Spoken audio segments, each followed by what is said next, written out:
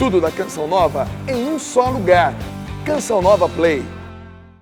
Meus caros amigos e amigas que nos acompanham pela TV Canção Nova, começando mais um programa Pergunte e Responderemos. Mais um programa da grade de Canção Nova para que você cresça na sua fé, para que você conheça a sua fé católica com mais convicção, tirando as suas dúvidas. Por isso que Pergunte e Responderemos. Quando é uma pergunta que está baseada nos ensinamentos da igreja, a gente responde baseado nesses ensinamentos. Quando é uma pergunta que não está ligada diretamente à nossa fé, eu dou uma opinião, ok? Aí a gente vai crescendo. Vamos pedir a Deus, vamos pedir através da intercessão de Nossa Senhora, que o Senhor nos dê a sua graça e a sua bênção. Em nome do Pai, do Filho e do Espírito Santo. Amém. Ave Maria, cheia de graça, o Senhor é convosco. Bendita sois vós entre as mulheres e bendito é o fruto do vosso ventre, Jesus. Santa Maria, Mãe de Deus, rogai por nós, pecadores, agora e na hora de nossa morte. Amém. Pedindo à Virgem Maria que nos assista nesta hora, para que a gente responda todas as perguntas de acordo com a nossa fé. Glória ao Pai, ao Filho e ao Espírito Santo, como era no princípio, agora e sempre. Amém. Glorioso São José, rogai por nós. Em nome do Pai, e do Filho e do Espírito Santo. Amém. Bem, uma primeira notícia é que até o dia de hoje, você pode adquirir os livros da Canção Nova, qualquer livro que tem aqui na loja da Canção Nova, você pode adquirir com 20% de desconto. Todos esses livros que vocês veem, que sempre nós estamos mostrando aqui, eu anuncio aqui, né? Quando alguma pergunta ligada a algum livro, para a pessoa poder aprofundar, eu indico algum livro. Então, todos esses livros até hoje você adquire aí com 20% de desconto. Pode entrar aí no telefone, telefonar pelo 12 31 86 2600 ou então no site loja.cançãonova.com. Loja.cançãonova, você pode comprar pela internet com 20% de desconto, ok? Ajuda a sua fé. É um projeto de evangelização. À medida que a Canção Nova disponibiliza os livros mais em conta, está facilitando a evangelização e ajudando também a Canção Nova. Duas coisas que são úteis e importantes ao mesmo tempo. Bem, vamos aqui então às perguntas. Eu tenho aqui a Narcisa, que é de Boa Viagem, em Recife, pergunta o seguinte: gostaria de saber se apenas São Miguel Arcanjo é considerado como arcanjo, pois apenas São Miguel é chamado de arcanjo. O anjo Gabriel e o anjo Rafael podem ser chamados de arcanjo? Sim, são também chamados de arcanjo. Outros textos da Bíblia aparecem como arcanjo, né? Estão dentro daquelas 9 categorias dos anjos: anjos, arcanjos, querubins, serafins, tronos, dominações, virtudes, potestades e poderes. Os 9 coros dos anjos, né? Eu tenho, inclusive, um livro sobre os anjos. Está aqui, ó. Gosto de mostrar, porque quem quiser aprofundar, o que tem nesse livro? O que a igreja nos ensina? Especialmente os santos doutores da igreja, que estudaram muito a chamada angelologia. São Tomás de Aquino, Santo Agostinho, Santo Alberto Magno, eles estudaram profundamente, ensinam, por exemplo, qual foi o pecado dos anjos no céu? Eles dizem, pecado de soberba, pecado de orgulho, quiseram ser como Deus. Tá aí, por isso acabaram sendo expulsos do céu. E Deus é um só, né? Muito bem. Maria Thaís, se o céu, o inferno e o purgatório é um estado de alma, como Jesus subiu de corpo e de alma ao céu? E Maria também foi levada de corpo e alma? Veja, um estado de vida é o purgatório. No purgatório, a alma, só a alma, o espírito, né, está em purificação, até ir para o céu. Agora, no céu, hoje as almas estão, as pessoas estão só com as suas almas, porque os corpos estão sepultados. Mas, quando Cristo voltar, todos vão ressuscitar. E quem for viver no céu eternamente, okay, vai viver com o corpo ressuscitado. Então, o corpo de Cristo já ressuscitado, o corpo da Virgem Maria já ressuscitado, são só esses dois que ressuscitaram. Estão no céu de corpo e de alma. Os santos estão no céu com a alma. Quando Cristo voltar, todos os corpos vão ressuscitar, aí os corpos vão unir às almas e vão viver no céu com corpo e alma. Então, Cristo está hoje no céu com o seu corpo transfigurado. A Virgem Maria também. Não sabemos, é uma outra realidade. É uma realidade onde não existe mais o tempo e não existe mais o espaço. Não adianta querer explicar porque ninguém sabe como é, ok? É a chamada escatologia. Quem quiser aprofundar nisso, temos aqui um livro, né? O Cristão Diante da Morte. Nesse livro, coloca tudo isso: céu, inferno, purgatório, segunda vinda de Cristo, juízo particular, juízo final, tudo aquilo que a igreja chama de escatologia, ou seja, os últimos acontecimentos. Ok? Muito bem. Raquel pergunta o seguinte: gostaria de saber se há outra passagem na Bíblia, além da qual Jesus entrega a Pedro sua igreja, e que comprove que a Igreja Católica é a única igreja de Cristo. Bom, não precisa mais de uma passagem. Lá em Mateus 16, 17, Jesus fala claro: sobre ti, Pedro, edificarei a minha igreja. A minha. A é singular. Ele não disse as. Se ele disse a, é porque só tem uma. É a igreja dele que ele fundou. Sobre ti, Pedro, essa pedra que é Pedro, edificarei a minha igreja. Não é? Eu escrevi esse livro, exatamente explicar ao povo o que é a igreja.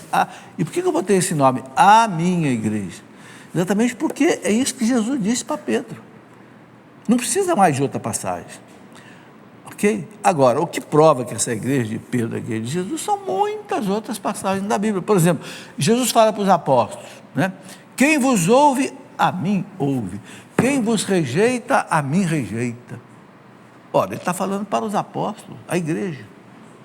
Lá em Lucas 12, 32, Jesus fala para os apóstolos assim: pequeno rebanho, não tenham medo, porque foi do agrado do Pai dar-vos o reino.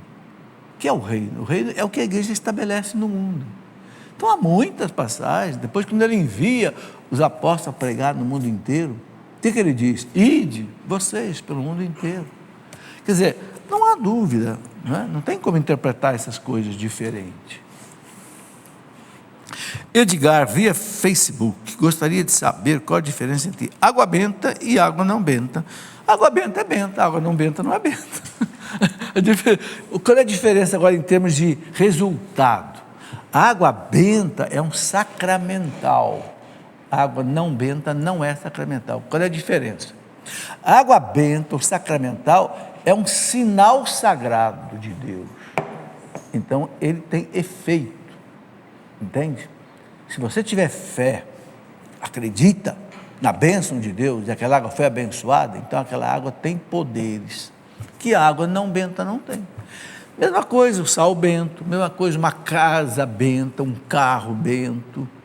A bênção é um sacramental que traz a proteção de Deus, traz a ação de Deus. Quando a pessoa usa aquilo com fé, tem que ter fé, senão o sacramental ele não tem ação, vamos dizer assim, ok? Então a diferença é essa. Por isso que o padre que é ordenado, que ele recebe no dia da ordenação sacerdotal dele, as suas mãos são ungidas com o óleo sagrado, porque aquela mão abençoa, em nome de Deus. Um padre abençoa e está abençoado, em nome de Deus, por causa do sacramento da ordem. O diácono também, o bispo também. Miguel Pitchak, acho que é isso mesmo. Ele pergunta o seguinte: depois da vinda de Cristo, as pessoas que morrem vão para o vale dos mortos ou são julgadas e vão para o céu? Qual é a visão da Igreja Católica sobre esse tema? Bom, acabei de mostrar aqui esse livro, O Cristão Diante da Morte, onde eu explico isso direitinho. O que a Igreja nos ensina? Vou colocar uma citação bíblica, porque aí fica bem claro. Hebreus 9, 27. Hebreus 9, 27 diz assim: está determinado que cada um morra uma única vez, e em seguida vem o juízo. É o juízo particular. Aquilo que São Paulo fala na segunda carta aos Coríntios, capítulo 5, versículo 10. São Paulo fala assim: cada um de nós, após a morte, vai se apresentar ao tribunal de Cristo para receber o prêmio ou castigo segundo o que fez durante a vida aqui na terra. Então são duas passagens que são correlatas. Hebreus 9, 27. Está determinado que cada um morra uma única vez, por isso a igreja não acredita na reencarnação. Em seguida vem o juízo. Não é o juízo universal, é o juízo particular. Esse que São Paulo fala em 2 Coríntios 5, 10, que cada um vai se apresentar diante do tribunal de Cristo. É só você ver aí, né? Na Bíblia é muito claro, ok? Agora, se você quiser saber depois, todas essas coisas, o que vem depois da morte, o juízo particular, o juízo universal, o céu, o inferno, o purgatório, a segunda vinda, aí esse livro que eu já mostrei aqui, vou mostrar de novo, O Cristão Diante da Morte, esse livro aqui é exatamente para explicar isso. O que a igreja nos ensina, né? E é bom, sabe, porque a gente não fica com fantasias na cabeça. Aqui é, como diz o povo, preto no branco, ok? O que a igreja ensina. A gente não fica aí com axiologia, né? Não quero ser identificado, ótimo, uma pessoa que foi casada na igreja protestante, mas se separa, ela pode casar-se com outra pessoa na igreja católica? Bom, se ela veio para a igreja católica, né? Foi batizada, ela pode se casar na igreja católica. Por quê? Porque o casamento na igreja protestante, a igreja não considera sacramento. Então a pessoa não recebeu o sacramento do matrimônio, então ela pode receber, mas desde que ela tenha deixado vindo para a igreja católica, ok? Aí, né, certamente passou aí pela iniciação toda da igreja católica, não sei, primeira comunhão, de repente até a crisma e tal, não há problema, ok? Eli Guilherme, o que a igreja diz sobre operações espirituais? Ô Eli, pelo que eu sei, essas operações espirituais eram uma prática de umas pessoas espíritas. Por exemplo, José de Arigó, eu me lembro, Arigó era um médium espírita, me lembro no tempo que eu era criança, tem até filmes sobre isso, que ele fazia tais cirurgias espirituais. Bom, a igreja nunca aprovou, entende? Porque exatamente era uma prática que envolvia a crença espírita. Como a igreja não concorda com a doutrina espírita, então a igreja não recomenda isso. Respeita quem quer usar, dentro da liberdade religiosa, que nós temos que respeitar todo mundo, tudo bem. Mas para os cristãos a igreja não recomenda, ok? É o que eu posso dizer. Eu coloco alguns esclarecimentos sobre isso nesse livro, sobre as religiões e seitas que eu publiquei. Aqui tem mais de 100 explicações de vários tipos de religiões, seitas, etc., que não se coaduna com a fé católica, né? Não, a igreja não aprova, vamos dizer assim, porque não fecha com a doutrina católica, não está de acordo com a doutrina católica. Não é para atacar ninguém, é para apenas que os católicos saibam o que é ser católico e o que não é ser católico, simplesmente, ok? Porque ninguém pode torcer para dois times ao mesmo tempo, né? Muito bem. Kelly Nayara, a Kelly pergunta o seguinte: se uma pessoa está vivendo em pecado, é possível ter os dons do Espírito Santo? É difícil. Por quê? Porque se a pessoa está em pecado, é a única exigência para que Deus não habite na pessoa. É dogma de fé, que quando nós estamos no estado de graça, ou seja, sem pecado mortal, pecado grave, Deus habita em nós. Isso é tranquilo. 1 Coríntios 3,16, São Paulo fala: vós sois o corpo de Cristo, o templo do Espírito Santo. Mas para isso a igreja diz que a pessoa tem que estar no estado de graça. Evidentemente, se a pessoa não está em estado de graça, Deus não está habitando, porque o Espírito Santo é santo, ele não habita com o pecado. Então, realmente os dons não podem se manifestar numa situação dessa, ok? Se alguém quiser aprofundar essa questão do Espírito Santo, pode ler esse livro, Descei. Aí que eu falo, aqui na Canção Nova hoje você adquire todos esses livros com 20% de desconto. Descerá sobre vós o Espírito Santo. Que livro é esse? Esse livro, a minha experiência de 45 anos na renovação carismática, 44 anos, ok? Sobre os dons do Espírito Santo, os carismas, os frutos, né? O que é uma vida no Espírito, o que é ser batizado no Espírito Santo, enfim, esses livros todos que a igreja coloca, essas doutrina toda que a igreja coloca para nós sobre o Espírito Santo. Andréia, gostaria de saber se além de Nossa Senhora, Elias e Estevão foram elevados ao céu. Bom, Andréia, veja bem, até o Cristo subir ao céu, ninguém subiu ao céu, porque o céu estava fechado pelo pecado da humanidade. Quando Cristo ressuscitou, teve a sua ascensão ao céu, as portas do céu foram abertas. Aí, nós temos aí os santos que foram para o céu. Agora, a igreja diz que nenhum santo foi com o seu corpo para o céu, com a alma. A igreja garante que Jesus e Maria estão no céu com o corpo também, ok? Mas a igreja não garante para nenhuma outra pessoa, nem São José, ok? Esses vão ressuscitar no último dia. É o que a gente sabe da igreja. Maristela Bicego.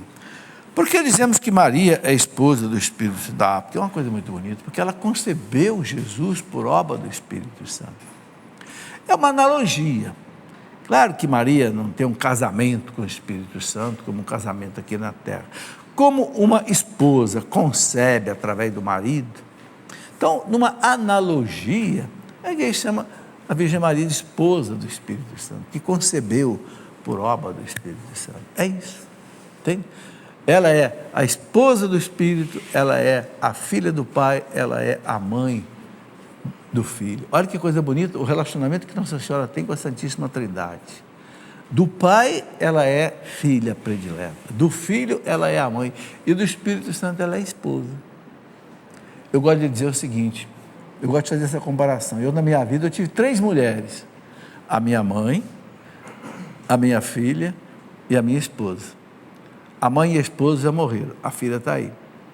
Mas são 3 mulheres. Deus resolveu tudo com uma mulher só. Uma mulher só foi mãe dele, foi filha dele, foi esposa dele. Não precisou de 3 mulheres. É a grandeza da Virgem Maria.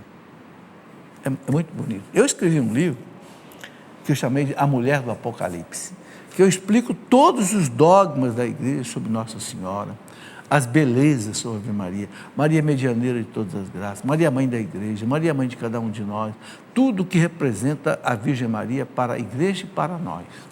Ok. Outra pessoa que pede para não ser identificada, ela coloca aqui o seguinte: baixar livros, filmes, músicas de graça na internet é pecado? E o que a igreja fala sobre produtos piratas? Bom, a gente sabe que todo mundo que fez uma obra tem direitos autorais, ok? Ninguém pode pegar um livro, por exemplo, escrever aqui o livro de Santo Antônio, ninguém pode pegar esse livro e ficar fazendo xerox dele, não. Por quê? Porque para escrever esse livro aqui eu gastei tempo, eu trabalhei, eu estudei. Então, quem quiser comprar um livro desse, uma editora para publicar, tem que pagar 10% de direitos autorais para o autor. Isso é normal. Mesma coisa com filme, mesma coisa com músicas. Então, a gente não deve copiar as coisas. A menos que o dono da obra tenha disponibilizado gratuitamente. Aí você pode copiar. Ou então, se o livro caiu já em domínio público. O que é o domínio público? É um livro, por exemplo, depois de 70 anos da morte do autor, o livro, aí qualquer um pode copiar. Acabou os direitos autorais. Então, veja, só 70 anos depois da morte do autor. Então, a gente pode, por exemplo, copiar um livro de um autor que morreu lá em 1930, 1940, por quê? Porque já faz 70 anos que ele morreu. Sabe, direitos autorais é uma coisa legal, então a gente não pode violar isso daí. Como a igreja acompanha sempre a lei, quer dizer, então há uma certa forma de pecado nisso? Há, porque é uma desobediência à lei de Deus. Não quero ser identificado. Tudo bem. Um sacerdote pode presidir o matrimônio sem os noivos terem feito os sacramentos da Eucaristia e da Crisma? Pode. A única exigência para celebrar o matrimônio é que os dois estejam batizados. É claro que o ideal é que tenham feito a primeira comunhão, tenham sido crismados, etc. Mas se os noivos forem casados, batizado, o matrimônio celebrado é válido. A exigência mínima é o batismo, tá certo? Bem, Leonardo Augusto pergunta o seguinte: podemos considerar exorcista aqueles padres que são autorizados pelos bispos ou só aqueles que são pelo Vaticano? Não, todos os padres autorizados pelos bispos, eles são exorcistas. Só o bispo pode indicar um padre para ser exorcista, porque é um negócio muito sério, né? Tem que ser um padre preparado, um padre, sabe, de muita oração, um padre santo, porque não é fácil enfrentar o diabo não, né? Mas se o bispo autorizou, ele é considerado exorcista oficial da diocese. Sérgio Santos: o pecado venial é perdoado no ato penitencial da Santa Missa? Sim. Não só no ato penitencial. Sabe por que tem aquela água benta na entrada da igreja? E toda a igreja deve ter? Quando você molha o dedo lá e faz o sinal da cruz, para que é aquilo? É para você pedir perdão dos seus pecados, para poder participar da missa dignamente. Então a água benta que tem na entrada da igreja, às vezes uma piazinha, né, é para isso. Para você ali, você faz o sinal da cruz e pede a Deus perdão dos seus pecados para você. Mas e se o pecado for mortal? Está perdoado? Está perdoado. Se você se arrependeu, só que tem uma coisa, você não pode comungar. Se o pecado for mortal, aí você tem que confessar antes. Ok? Pecado venial, não. Perdoa, você pode comungar. Mas o pecado mortal, aquele pecado pesado, que você sabe que feriu um dos 10 mandamentos. O arrependimento já te perdoa? Perdoa. Mas você precisa se confessar antes de comungar. Aí a igreja diz isso claro, basta ver o catecismo da igreja, você vê isso com clareza. Bom, Adriana Paramirim, Adriana Paramirim deve ser a cidade, né? Na Bahia. Porque no início da criação do mundo, os povos viviam até 900 anos, como descrito no livro do Gênesis. Sabe, não é que viviam 900 anos. Os exegetas, os estudiosos da Bíblia, eles não é que eles viviam 900 anos, é que era uma maneira de exaltar a grandeza da pessoa. Não é? Então, a pessoa viveu 900 anos. É uma maneira literária, simbólica, de dizer que a pessoa foi muito importante. Essa é a explicação que os exegetas e teólogos dão para essa questão de algum personagem da Bíblia viveu 600 anos, viveu 700 anos. Não é assim. Josiane de Araújo via Facebook. Qual é o significado da palavra oráculo do Senhor, que aparece em várias passagens? Oráculo do Senhor quer dizer profecia. Uma profecia, quer dizer, oráculo do Senhor quer dizer uma palavra de Deus que vai se cumprir. É uma profecia, é um oráculo. Né? Tinha também o oráculo daqueles deuses pagãos, né? Oráculo lá de Vênus, Júpiter, Mercúrio, não sei o quê. Né? Mas para a igreja são as profecias de Deus. Guilherme Travassos, de Jaboatão dos Guararapes, em Pernambuco. Ele pergunta: quem foi a papisa Joana? Ô Guilherme, a papisa Joana foi um sonho. Nunca existiu papa mulher. Acontece que no século X, houve mais de 5 papas com o nome de João. Então, colocaram uma Joana também. Mas, na lista de todos os papas, não aparece uma papisa Joana. Ora, nem padre, mulher não pode ser nem padre, quanto mais papa. Não tem nenhuma mulher bispo, não tem nenhuma mulher padre na igreja. Como é que vai ser papa? Pura lenda. E já ficou provado pelos estudos históricos, né? Vocês estão vendo ali? 3 livros de história da igreja. Aquele do meio é o da Idade Média. Essa tal papisa Joana foi da Idade Média. Aquele volume do meio, que é sobre a Idade Média, ali tem toda a história da papisa Joana, essa lenda. Toda ela desmistificada, toda ela desmentida. Aquela coleção de 3 livros ali é a Idade Antiga, Idade Média, Idade Moderna e Contemporânea. Ok? Ali fica bem explicado. Bom, outra pessoa que pede para não ser identificada. Tenho na minha família tias que se consideram católicas, mas se simpatizam com seitas espíritas e não gostam quando cito que é errado. O que devo fazer para, a salvação delas? Bom, eu penso o seguinte: mostre para elas por que a igreja não aceita a doutrina espírita. Eu acho que você precisa pegar um bom livro sobre o espiritismo. Por que a igreja não aceita? Por que a igreja não aceita a reencarnação? Por que a igreja não aceita a evocação dos mortos? E mostra para ela. Mostra que não está de acordo com a doutrina católica. Entende? Nesse livro que eu já mostrei, sobre as religiões, eu coloco um capítulo inteiro aqui, por exemplo, sobre o espiritismo, dizendo por que a igreja não aceita. Ok?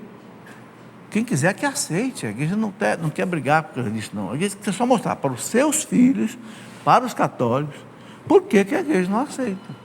Por exemplo, por que não aceita a reencarnação? Eu já falei aqui, porque São Paulo, a carta dos Hebreus, fala lá, 9:27, está determinado que cada um morra uma única vez. Então, mostrar para essa pessoa por que a igreja não aceita, e não é só a doutrina espírita, é muitas outras doutrinas. Muitas outras, o hinduísmo, o budismo, o shintoísmo, o Hare Krishna, tem mais de 100 doutrinas que a igreja não aceita porque não está de acordo com o evangelho, ok? Muito bem, vamos fazer o nosso intervalo, depois aí vamos responder as perguntas que vieram por e-mail. Aqui foram as perguntas que vieram normalmente pelo Facebook ou por telefone. Espera aí que a gente volta já para continuar. Estamos de volta já com o nosso programa Pergunte e Responderemos. Quero saudar vocês que estão aqui. Temos amigos aqui de Aparecida, São Paulo. Quem é? De Aparecida? Isso. Belo Horizonte, Minas Gerais. Sempre tem mineiro aqui. Não falta mineiro na Canção Nova. Gonçalves, de Minas Gerais. É isso? Certo? Estou falando? E São Bento, Sapucaí, São Paulo. Sejam bem-vindos aí ao nosso programa. Quero mostrar a vocês esse calendário aqui. Vocês já conhecem. Esse calendário, ele tem o objetivo de calendário, lógico, mas também é uma campanha da Canção Nova. A Canção Nova precisa fazer muitas obras, porque o campus aqui é enorme. Vocês que estão aqui vendo, aqui é muito grande. Então, tem muitas obras que precisam ser feitas aqui. Então, esse calendário é uma proposta que em cada mês vem um boleto. Se você quiser ajudar a fazer essas obras que a Canção Nova precisa fazer, vem um boleto aqui.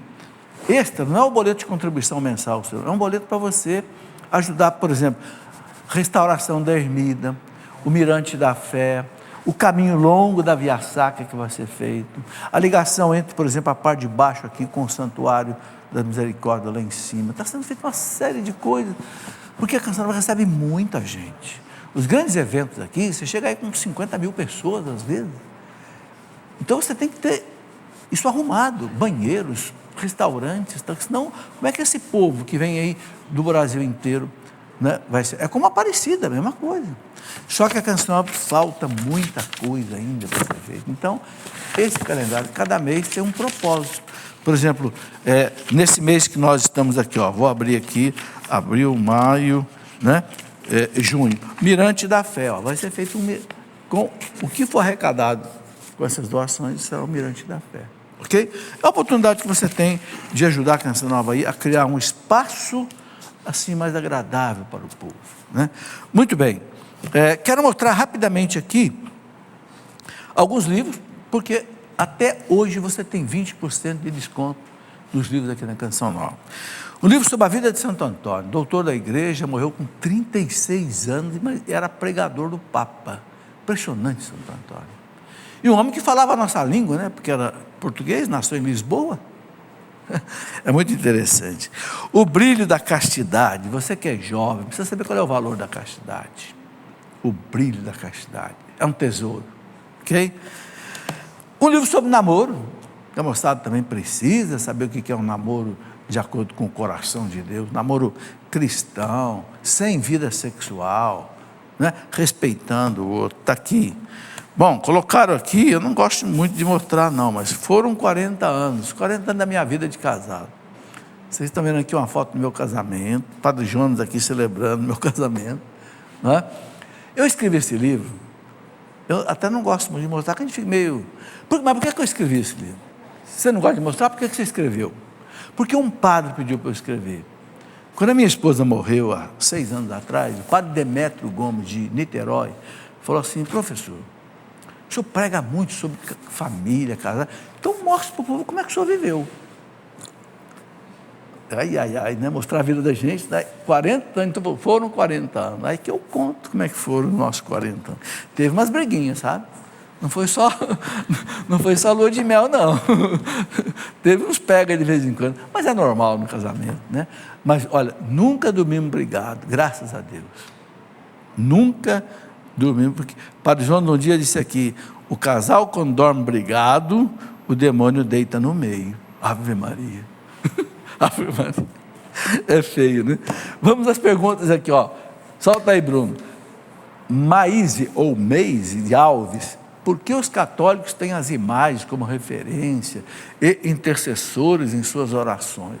Gente, esse assunto é longo. Vou ter que mostrar mais um livro, porque, sabe, é com os livros que a gente se defende. Olha, intercessão dos santos, imagens e religião. Por que eu escrevo esses livros? Porque o povo pergunta essas coisas. Vocês estão vendo aí.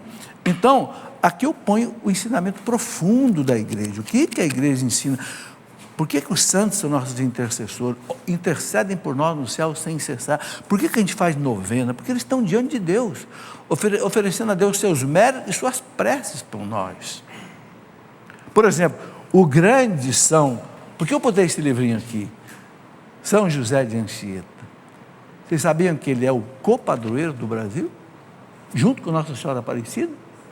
Porque esse homem aqui viveu no Brasil 44 anos. Chegou aqui, ele veio das Ilhas Canárias, na Espanha, com 19 aninhos de idade, seminarista ainda, e viveu no Brasil aqui, evangelizando os índios. Foi o primeiro evangelizador do Brasil. Quase foi morto pelos índios várias vezes. Milagrosamente ele não foi morto pelos índios várias vezes. Por isso ele é chamado de o apóstolo do Brasil, está no subtítulo ali. E ele foi canonizado pelo Papa Francisco, acho que em 2014. Em seguida, a CNBB, Conferência Nacional dos Bispos do Brasil, proclamou São José de Anchieta copatrono do Brasil. Porque nós já temos a patrona, que é a Nossa Aparecida. Ele é copadroeiro do Brasil. E o que o Papa liga, o que a igreja liga na terra, Deus liga no céu. Este homem reza pelo Brasil constantemente, pode ter certeza. Porque Deus deu a ele essa missão de copadroeiro. Então, tudo isso a gente precisa entender, né? Agora, por que uma imagem para nós é importante? 3 coisas. Primeiro, a imagem lembra você que essa pessoa é um modelo de vida. Aqui, por exemplo, Nossa Senhora, você pode imitar a vida dela, ela é modelo. Humildade, paciência, bondade, pureza, ok, piedade. Você pode copiar a vida dela para você. Primeira coisa que a imagem lembra. Segunda coisa, quando você reza diante de uma imagem, a imagem lembra a você que esta pessoa, que não está aqui, está no céu, ela está intercedendo por você. Então a imagem lembra isso. E Maria ora por você. E você reza junto com ela a Deus. Terceiro, quando você presta um culto a um santo, através da veneração da imagem, você está glorificando Deus. Por quê? Porque ela é santa por graça de Deus. 3 coisas. Pode imitar porque é modelo. Lembra que ela está rezando por você no céu. E terceiro, porque você, cultuando a imagem, não é adorar, é venerar. Você está dando glória a Deus, porque ela é santa por graça e obra de Deus. E aí tem, né, uma definição do Concílio de Nicéia II, que foi no ano de 789, de Nicéia, uma cidade perto de Constantinopla, há 1200 anos que a igreja disse, é lícito usar as imagens, colocar as imagens nas vestes sagradas, nas paredes, nas ruas. A igreja pede para colocar imagens. Por que Roma é cheio de imagens nas ruas? Porque Roma viveu isso. Foi o primeiro berço do cristianismo. Ok? Minas Gerais também tem muita imagem na rua, né? A gente vê. A igreja recomenda. Porque a imagem benta também é um sacramental. Uma imagem benta é um sinal sagrado, que afasta o mal. Falaram aqui em sacramental hoje, a imagem está ligada a isso. Natalino Pires, depois que recebemos as indulgências plenárias, não precisaremos de pagar nossos erros no purgatório, iremos para o céu se não pecarmos mais. Sim, Natalino, o que é uma indulgência plenária? É uma indulgência que cancela todas as penas que a gente tem que cumprir no purgatório. A igreja ensina, parágrafo 1030 do catecismo, sobre as indulgências. A igreja fala o seguinte: quando você peca, acontece 2 coisas, a culpa e a pena. A culpa é a culpa diante de Deus, a ofensa a Deus. Então, isso é perdoado na confissão. Aí fica a pena. O que é a pena? É o estrago que o pecado deixou em você, que ficou menos santo, ou o mal que você fez. Isso você tem que reparar, ou nesta vida, ou no purgatório. Se você vive uma vida santa, de oração, esmolas, missas, você pode reparar as penas devidas ao pecado aqui na terra. Mas se a gente morre sem conseguir reparar tudo, ou seja, você restaura a sua santidade para poder ir para o céu. É isso. Entende? Quer aprofundar? Aqui, o que são as indulgências. Aqui você tem todas as normas, as 70 orações indulgenciadas que o Papa Paulo VI aprovou, tem as normas das indulgências, e tem, né, o Papa Paulo VI, depois do Concílio Vaticano II, estabeleceu obras e orações que são indulgenciadas, ou seja, se você cumprir, você ganha indulgência plenária, ou para a sua alma, ou para a alma de alguém que já morreu. O Papa ligou na terra, Deus liga no céu. Eu sei que tem gente que não acredita nisso aqui, eu acredito. Se o Papa ligou na terra, Pedro, tudo que você ligar na terra, eu ligo no céu. O nosso Pedro é o nosso Papa. Sabe, gente, é questão de crer ou não crer. Pegar ou largar. Entendeu? Bruno Santos, Adão e Eva tiveram outros filhos além de Caim e Abel. Sim, tiveram 100 e Jafé, parece. Porque se Caim matou Abel, quem deu continuidade na raça humana? Bom, essa questão eu explico bem nesse livro, A Sagrada Escritura. E também nesse livrinho aqui, Como Entender as Páginas Difíceis do Antigo Testamento. Eu quero explicar isso daqui, devagar. Com quem Caim se casou? Se ele matou Abel, eram os dois, não tinha mais ninguém na terra, com quem Caim se casou? E lá diz na Bíblia que Caim casou e tal. Um dia perguntaram para mim, será que ele casou com alguma macaca? O povo quer resposta para as coisas, né? Eu digo, não.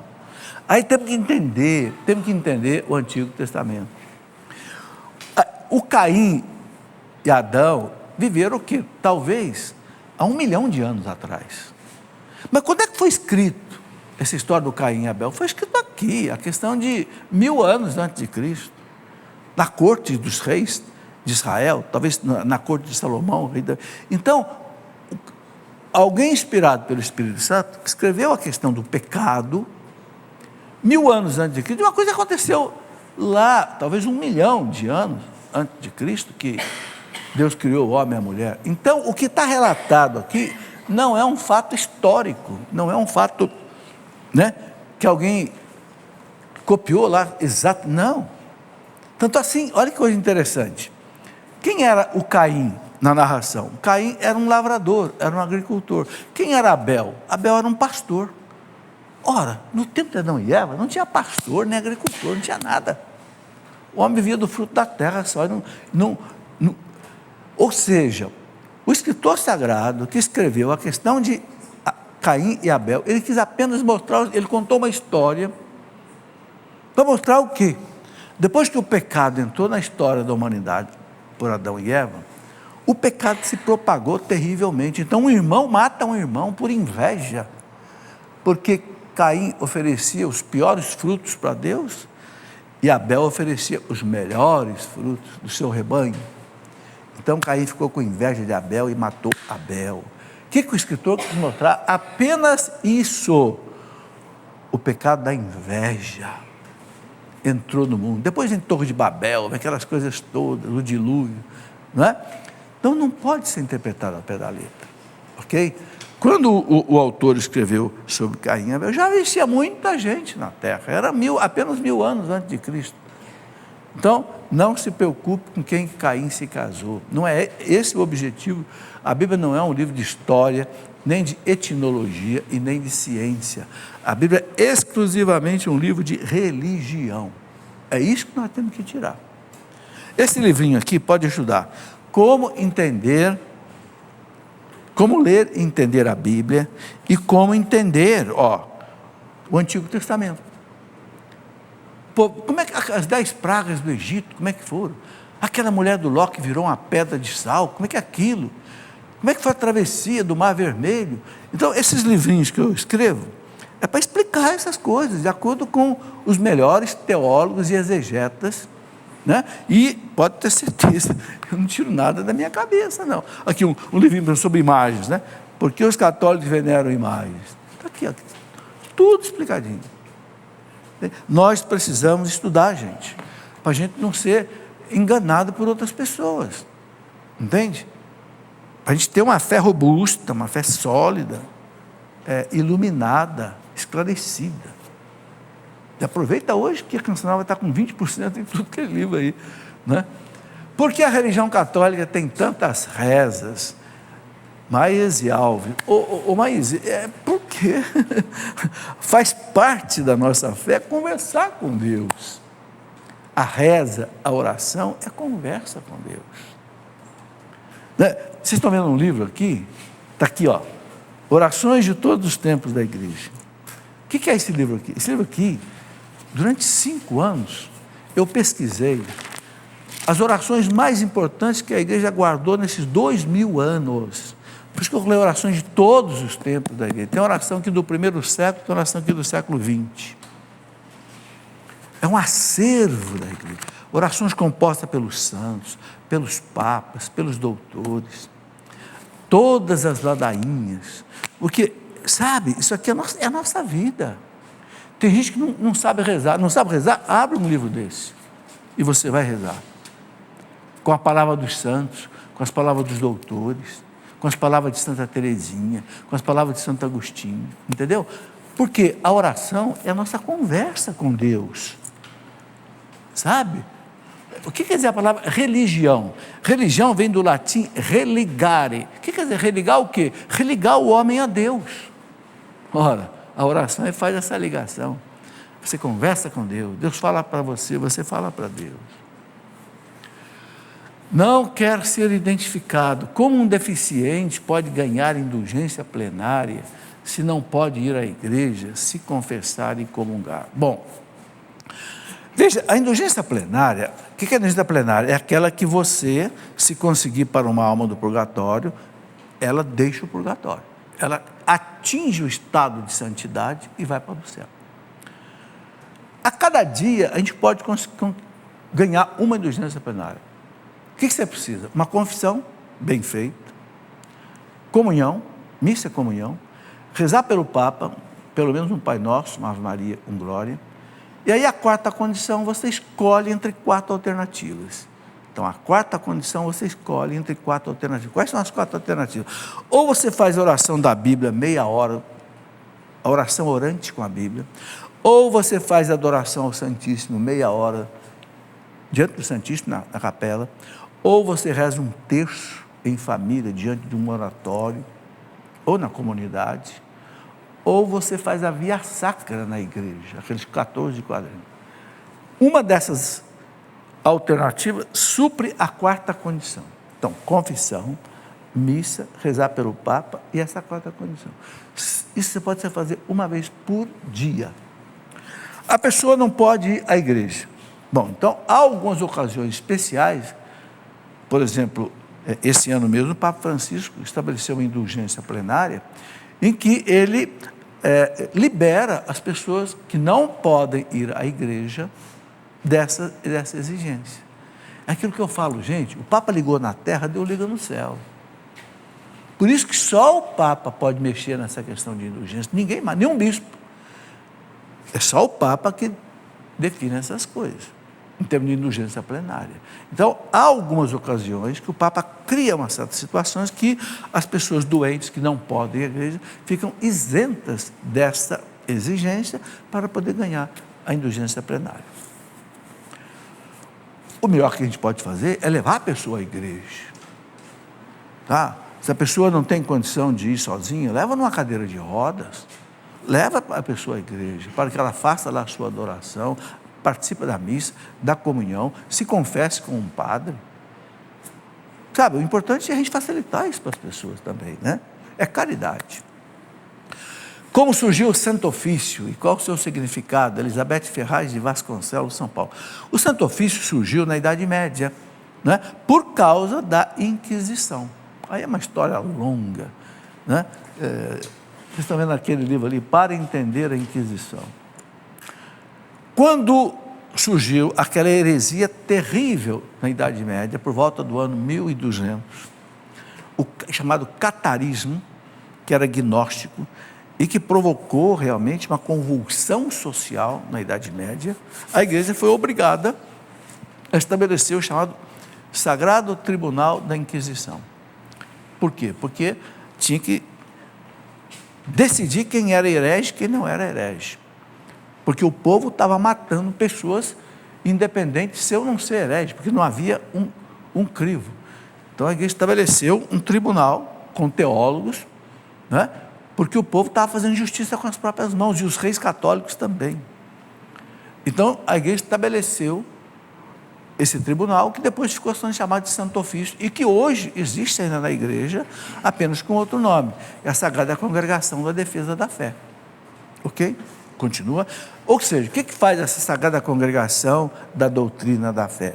Ela cuida da doutrina.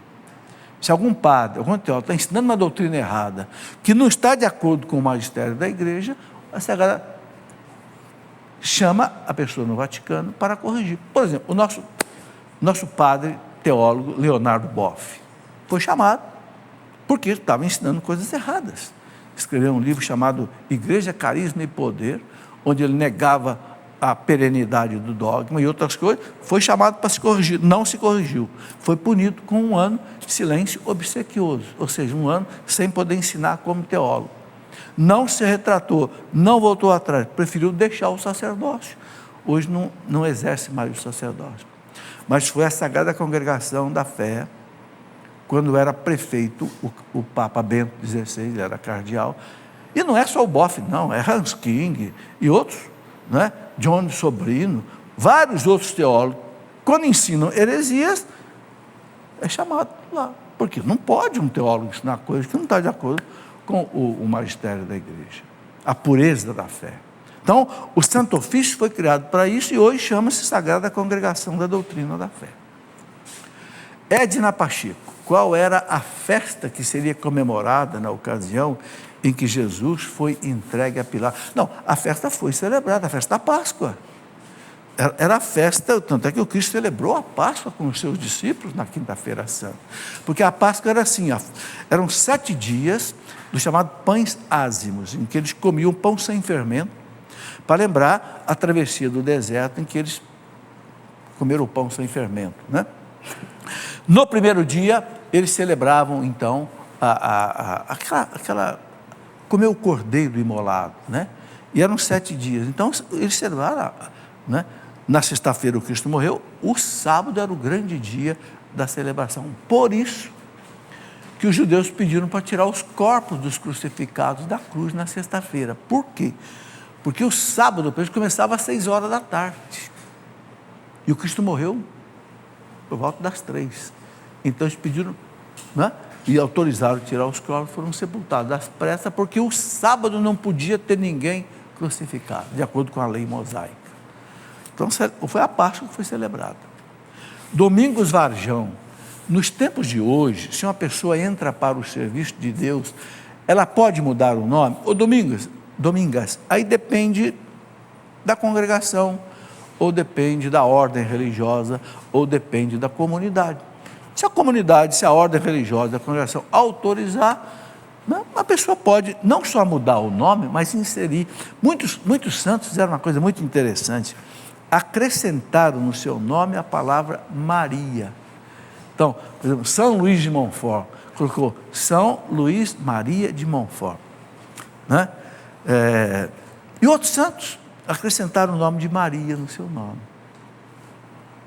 É claro que ele não vai lá mudar no cartório, o registro não vai mudar, mas é uma colocação assim espiritual que a pessoa faz, entende? Santo Afonso de Ligório, doutor da igreja, Santo Afonso Luís, colocou Maria no nome dele, né? Pode ser feito dependendo do estatuto de cada comunidade, né? Irisvaldo, Marabá, Paraná, de Marabá. Quando Jesus chamou os primeiros discípulos, Natanael perguntou a Jesus: de onde me conhece? E Jesus respondeu: eu te vi quando estava debaixo da figueira. O que significa? Ele estava debaixo de uma figueira. Israel é cheio de figueira. As figueiras de Israel, de figo, né? Elas são enormes. Não sei se a terra ali é favorável. E o que aconteceu foi que Jesus, né, viu Natanael, só que Natanael nem percebeu, né? Então ele fala: antes que Filipe te trouxesse a mim, Natanael, eu já te vi debaixo. Ou seja, eu já te conhecia. Esse é o sentido. Acabou? Acabou, chegamos ao final do programa. Olha, agradeço a vocês então que vieram aqui, vocês que me acompanharam pela televisão. Não esqueçam, hoje dia 20 de junho, o programa é reprisado, mas só vale para o 20 de junho. Todos os livros da Canção Nova, olha gente, acho que tem mais de 1000 livros diferentes, tem 20% de desconto. Então quem está interessado, entra aí no site loja.cançãonova.com. Tem livro do Padre Jona, Padre, né, Padre Roger, tem livro de todos os padres aqui, tem livros meus, você escolhe à vontade, ok? Muito obrigado, um grande abraço a todos, até o nosso próximo programa. Tudo da Canção Nova em um só lugar. Canção Nova Play.